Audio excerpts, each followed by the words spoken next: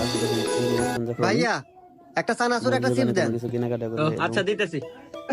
দোকানদার হিসেব করে থাকে এই বিলটা নে বলে ধর। এবং ভাইয়া কয় টাকা হয়েছে? হিসাবটা কিভাবে বুঝে হিসাব করে দেখতে হবে ভাই। ভিডিওটা ভালো লাগলে চ্যানেলটা সাবস্ক্রাইব করে একটা লাইক দিয়ে দিন কমেন্ট বক্সে আপনাদের মতামত জানিয়ে দিতে পারেন। মোট 1010 টাকা ভাই। আচ্ছা দিতেছি ভাই, এই নেন। এ ভাই এনে না 10 টাকা দিলেন মাত্র। 10টা মানে কি কন? আমি হিসাব করে দিই, খাতা কলম দেন। এই ধর তো।